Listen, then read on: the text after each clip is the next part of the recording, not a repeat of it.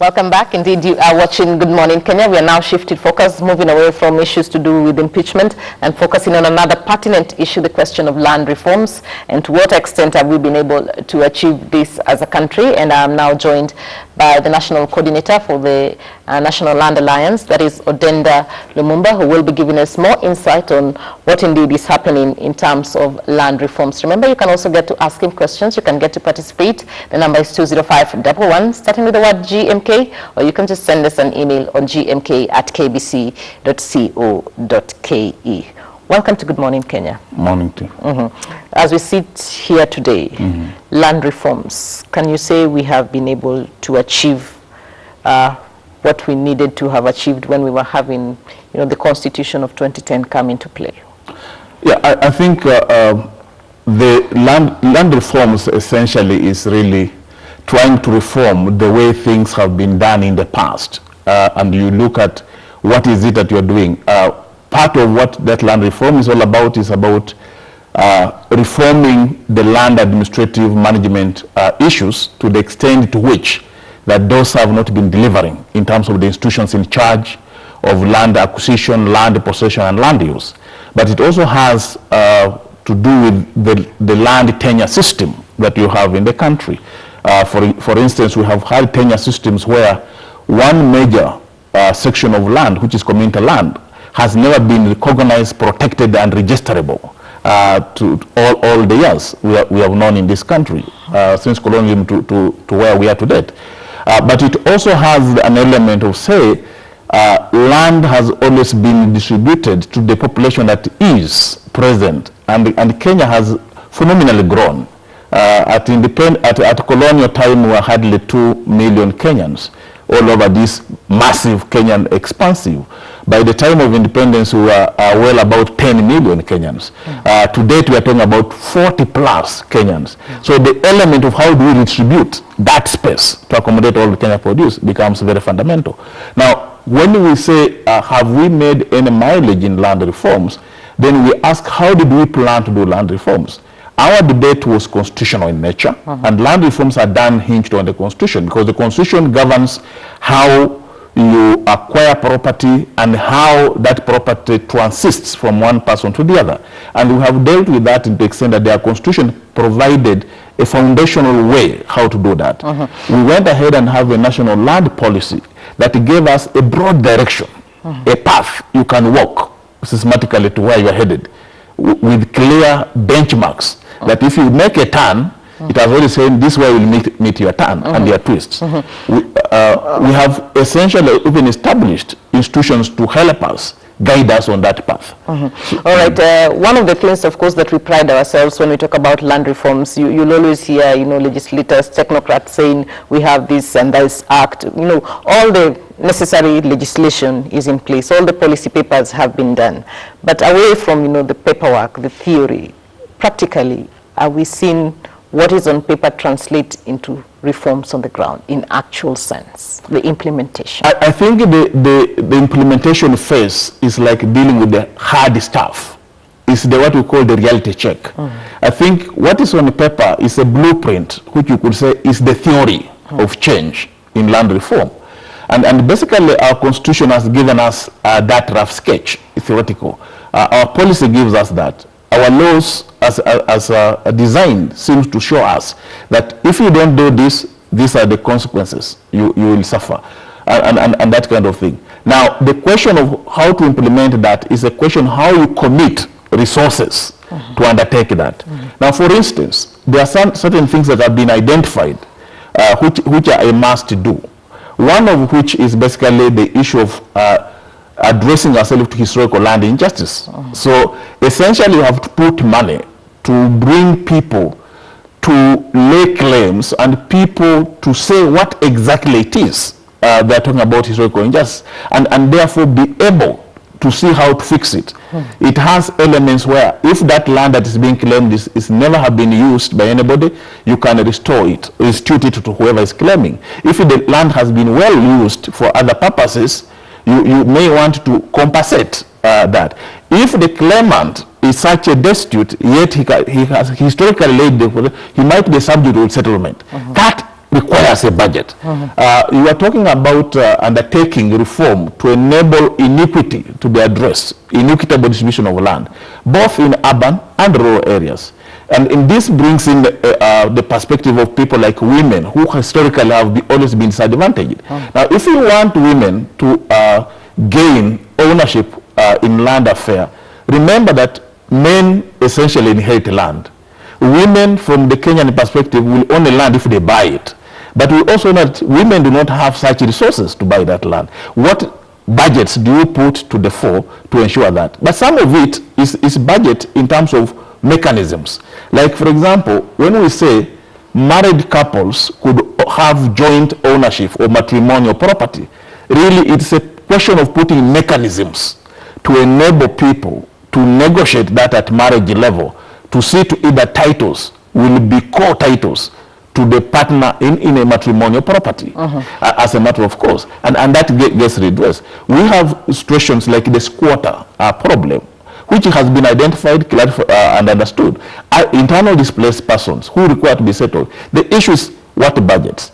We have people in slums or informal settlement. The issue is you need to upgrade slums so that it can accommodate the number of people that enter our cities through slums. So again, you put a budget to slum upgrading as a matter of course. Speaking of, the budget, we have seen, the National Land Commission previously, talk about underfunding, to be able to carry out some of these intensive land reforms that are needed, particularly, civic education and also the other processes that they need to do.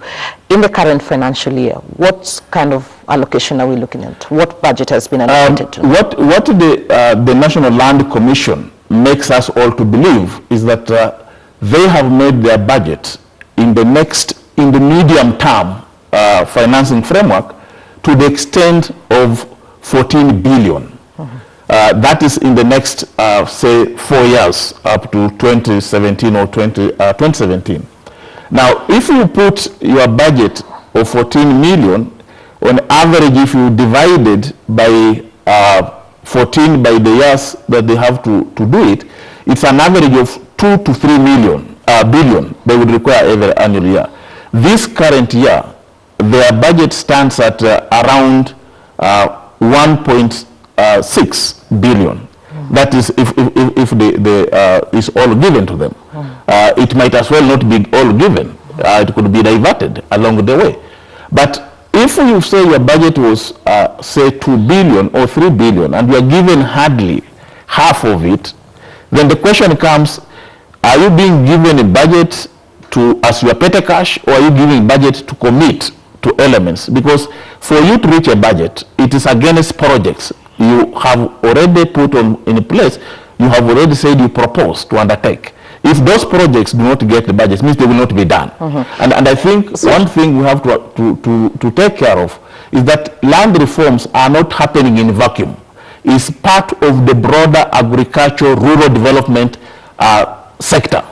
And therefore, it is something which is in tandem with the sectorial wider planning. All right, one of the issues that obviously when you think about the underfunding, towards a funny issue about political goodwill. Should we tie the fact that, Parliament doesn't give enough allocation, to the National Land Commission or even towards land reforms and the executive as, more of a political way of sabotage than really about lack of money? I think there are many ways people show commitment. One way is to urge people on. It's like cheering them to the finishing line. That's also commitment. If, for example, the president visits the Ministry of Lands and tells the cabinet secretary in charge, you are doing a good job, that's good. It's encouragement. But the question is, what resources have you committed to what is being done? For instance, if you wanted to digitalize our land records, you ask yourself, what is the budget that it goes to that? If the budget that it goes to that is not given, where do you expect it to come from? I think that's why now the question normally comes, are you walking the talk? When you say, I support you, I commit this to that cause. But I think we need also to go back and basically be asking ourselves, what is this land reform all about? And I think one important thing Kenyans need to know is that to transform our economy, our biggest entry point is agriculture. It is about how you transform agriculture. To transform agriculture means you are basically talking about increasing your food security, productivity, and basically, as Kenya has committed to commercialize agriculture. Then you ask, who are the main producers? If it is food security, the main producers of food that Kenyans eat, to the extent of 70 to 80%, are the small-scale producers. Who are these small-scale producers? These are owner-occupier, owner-employed people who own tiny plots that fall below 2 hectares. That basically produce this food. So the question is, how secure are these people? And how sustaining is this acreage on which they produce this food? The question which has happened, and now with the research that can back it up, the small-scale producers cannot expand their production because the middle class, especially the public servants who are acquiring land to a hectare of 8 to 100 hectares, they are buying out small-scale producers' land, but they are holding this land for speculative reasons. So you find that people have bought land in the rural areas. Essentially, they are public servants. They have no time to farm. They have fenced-off farms. They are not using them. Neither can anybody use them in their absence. So you get production on the small scale. People are really doing their best. 90% using their land with hardly any support. A big land is hived off in the middle class, is not being used. And the other extreme is the large scale owners, huge farms, sprawling ranches. But the production on those whatever, in the inverse proportion, hardly any production is taking place to talk home about. So the question basically is, what support are we giving, for example, the small producer to ensure that? If you look at the budget, the current budget right now, the small producers, in terms of intervention to help them produce, they have been given $500 million. Now you look at the large-scale producers, the incentive, if you look at the irrigation schemes, including the latest one in Tana River, they are being given $3.5 billion just to do one irrigation scheme. And definitely, it is basically incentive to large-scale producers to put in the money. Even if they produce the food, that food will only find it in the supermarkets. Then you will ask yourself, what's the purchasing power of those people? So I think then it becomes a crunch on that element. If you talk about land in urban areas, we are talking how to manage space for every person that is looking for space in the urban area to do what is right in business course. The question has been that we know that there are many small petty traders. You call them hawkers, for lack of better terms, or informal traders. These guys have not designated clear spaces. What we see, they are inconveniencing everybody. Every path, every pavement, they are all over. Literally, if you're in a shop, you can hardly do business because your veranda is taken. Nobody can move in your shop. If you look at our informal transport, the tuk-tuks, the motorbikes, they are all over, sprawling all over. And then you ask, what's your transport system? How do you organize space for vehicles parked? All our towns, they look like they are overcrammed. There's hardly any space to turn and produce anything. And that cannot augur for economy. So we have to plan our space. Failure to plan that space, we are planning for a tragedy. So the question is, what budgets have we put into that? People are flowing into urban areas for accommodation. What do we get? Gated community apartments, very fancy for middle class and upper class. But these millions that enter the slums, hardly will have no housing unit to match their numbers. But every time, we talk about, land reforms, do we really look at it, the way you're explaining it, about, the environment aspect of not just the land, but also the environment? Do we look at it as a food production, situation, or all we see the politics around it, the fact that this is an emotive issue, everybody needs a piece of land, some people have 100 acres, I just need a quarter an acre. How the public perceives land reforms, do you really think they understand what is the real import of this? I think I've always had this thing, an assumption that the public never understands land reform. But who is in need of land reforms? It's the public. You know, it's a hawker who says we need space to trade. That woman who might not know how to read and write, what does she know that she needs a space to lay her tomatoes, her vegetables? And you can't educate her that in university. You teach her that on the street. So the question about whether people know, I will say people know. And people know because that has been captured in the national land policy, what they know. It has been captured in the land laws, what they know. It has been captured in the constitution. So the question therefore is, are we able to put resources to the implementations of what people desire and what people expect? So it's not a question about whether people know. I know we hide behind people are ignorant. No. Kenyan population in comparison to Africa is one of the highly educated.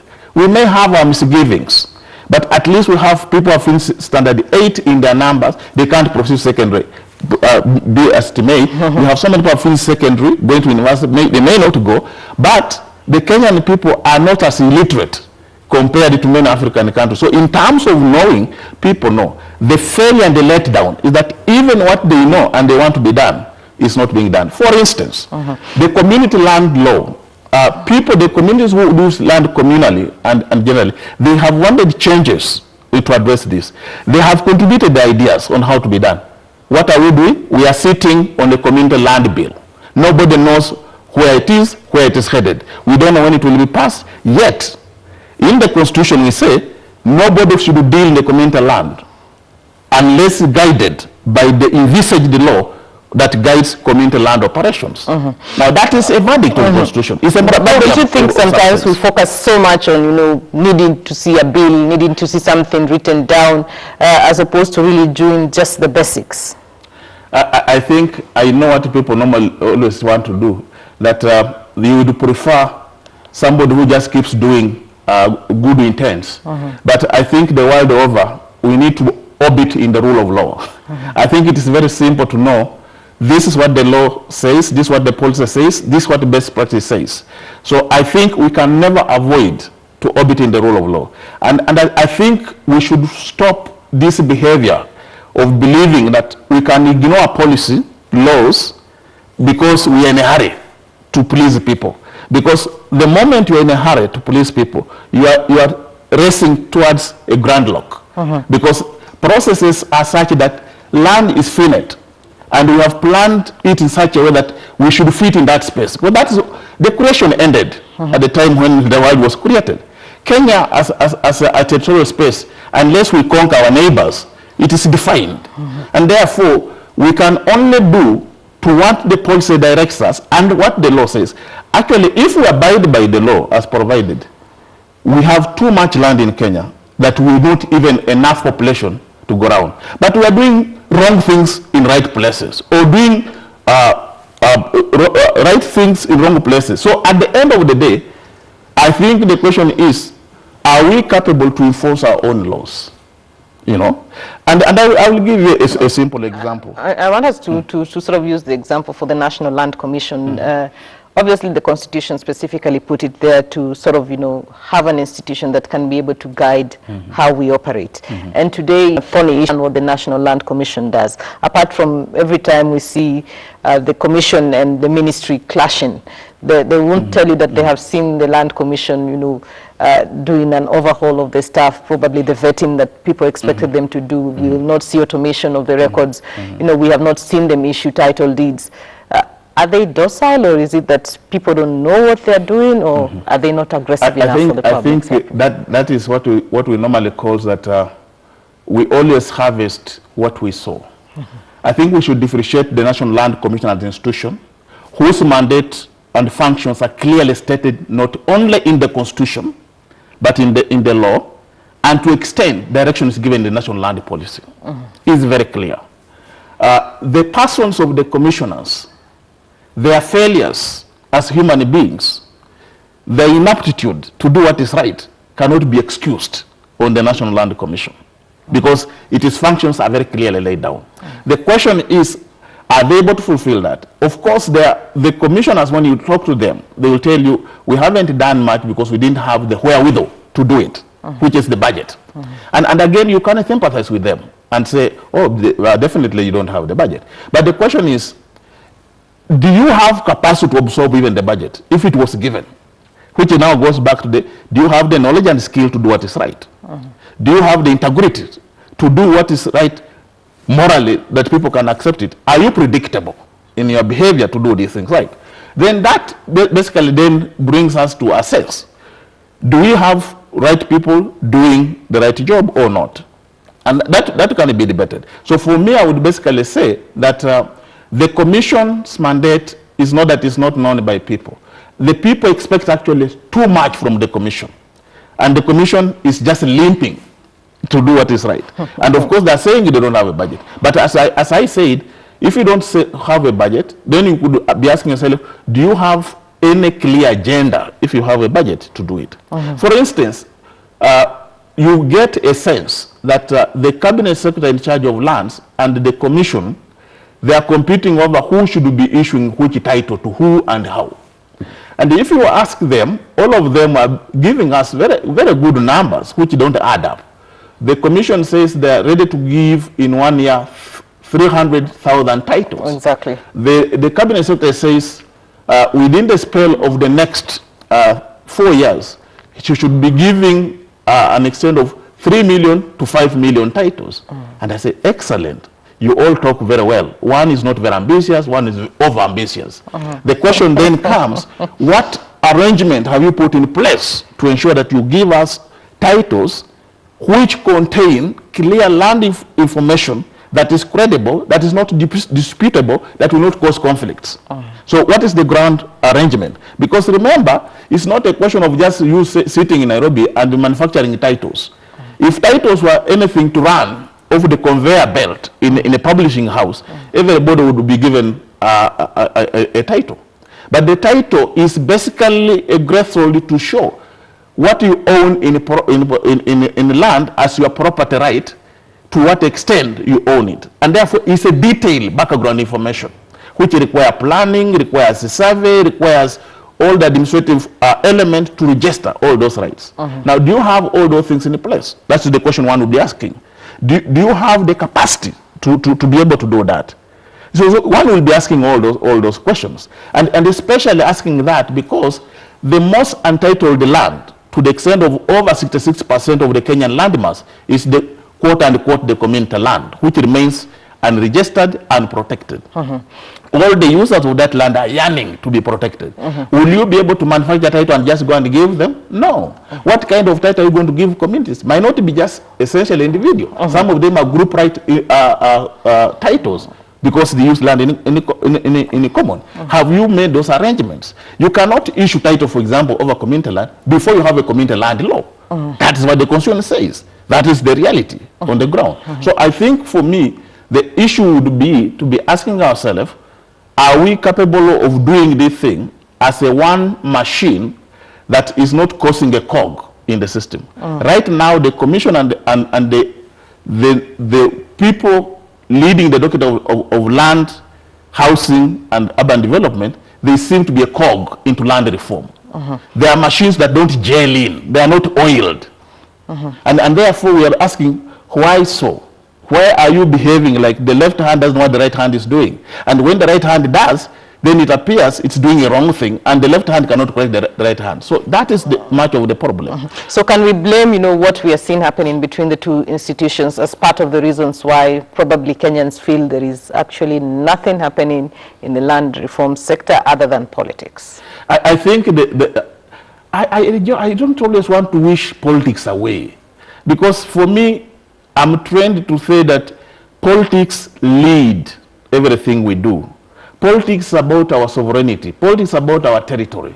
Politics is about protection of our security as persons and our property. So the politics we are talking about is the good ideas that construct society. What kind of society do we wish Kenya to be? So that's why we start. Then once we have done that, the broader thing, then you come to the specifics, which is now the technical thing, which the people who are charged with the land sector would be able to be saying, we are knowledgeable enough, and we are knowledgeable enough to know that land is not only a developmental issue, it's a democracy issue, it's an equity and justice issue. So what are we doing in that direction? so that we all fulfill all that. From where I sit, neither of these guys seem to understand the developmental element of land per se, neither do they even understand that this land they're talking about is the democratic ethos of changing in this society, transforming the society. Neither are they looking at as equitable level. Because for me, you don't tell us about just giving title. The question for me is, who is getting the title? Do you know that we have over 6 million titles so far issued? The estimate is about 5.6. Now, if you are giving another 3 or 5 million, you could as well be giving the same 5 million who acquired title before. Which means still, the majority of other Kenyans of age who should get title will not be getting title. So we'll end up, some of us getting 2 to 3, 4 titles. And the number, the multiplier factor, will be basically that you have multiplied the title from 5 million to 8 or to 10 million. But the Kenyans that own those titles are still the same Kenyans. So the others who have been hungering on and saying we want reforms that we also join the club of owning property and land, they will still at large. So what would you have done in land reforms? Zero-sum land reforms. All right. There is another, argument that I have seen the, the commissioners, the National Land Commissioners, churn out, and they keep saying that, even today, if I applied for, to have a title deed, the processes take some bit of time. It is a very long process. I verify a change of names and all those things. Yet we as Kenyans are expecting to see land reforms overnight. So they are asking us to give them, a little bit more time, put up offices, then we can begin to see, the kind of change. Do you think they're honest in the argument? I think the argument is this. Every system you deal with has due process. You will have a stage of infancy, a stage of maturity, and old age. Some people call it upstream, downstream, middle stream, up to wherever. Now, my view is simple to say this. You cannot avoid due process because you want to have your shortcuts. But while we say that, it must be remembered that due process is not as difficult. It's a question of regulations. As a question of regulatory frameworks you put in place. And therefore, if stage 1 is known, 2, 3, and it's being done efficiently, you will end up doing it in maximum time. Remember also, part of the reform was to minimize so many institutions dealing with the same thing, duplicating effort. We needed to co-manage these systems so that you almost end up with what we would call a one-stop arrangement to deliver of the services, so that you are not thrown all over, and yet those people could be able to do it in the one-stop area where you go from one desk to the next one to the third one. By the end of the day, you get your product at that final end. But it's a due process. There's no shortcut. Yeah. All right. Unfortunately, we've run out of time. But, just looking at the practicalities, the realities that we face, the politics around land reforms, how optimistic are you that, by the time we are going to the next election, land will still not be a card that politicians play, for the public to get votes from it? I think for me, I'm getting worried that the more we try to streamline things, the more we go to bad habits, the business as usual thing. I'm fearing that even right now as we speak, and what the to corruption that seem to be creeping even the National Land Commission, that worries me most. And if it is, I think we have to purge. The word to use here is purging. We have to purge people on the commission, whether they're in the secretariat, whether they're on the commission, that are perpetuating corruption. We must be able to deal with the people who can hide 1.3 million titles, allegedly, in the means of laws. We must purge them from the system. We cannot afford to recycle them. These are rotten apples. If you put them in a basket, the duties in that rotten apple will cause the rot in the whole basket. And that we have to deal with. So we say, let's put money to it and let's cause people to do the rightful thing. We can never grow as a country until we do the land reform. Land is everything to production. Land is everything to reproduction. Land is the mighty thing that will transform our livelihoods from poverty to riches. Any shortcut to that, whether we talk about industrialization, it's about land. Whether we talk about large-scale investment, it's about land. Therefore, we can run, but we cannot hide from doing land reforms. If you were to give it a score, on a scale of 1 to 10, the land reforms, as we sit here and talk, where would you place it? I could tell you that since last year's budget to now, I will give it 3 out of 10. And that's a generous mark. We are joking on spot, we are sweating, but we are not making any movement forward. Kenyans are literally impatient. Kenyans are getting disgruntled. We need to fix many things, including our security, deal with land reforms. Short of that, the multiplier of what we are calling corruption, insecurity, poverty, will overwhelm us. And doesn't matter who is in charge, we shall all go down the drain if we don't address land reforms. All right, thank you very much. Unfortunately, we have to stop here, but we have been talking to Odenda Lumumba from the Kenya Land Alliance, the national coordinator, just putting into focus where exactly are we in terms of land reforms. And of course, one of the fundamental issues that he has talked about is the issue about the budgeting process. There needs to be some sort of incentive to make sure that the land reforms actually stay on course as envisaged. And unfortunately for him and also for us, he says 3 out of 10% is what he would rate the land reforms question. So that means there's still a lot more that needs to be done. Well, this is where we call it a morning here on Good Morning Kenya. Thank you so much for watching. On behalf of the entire team, do have yourself a lovely morning. My name is Catherine Achenga. Bye for now.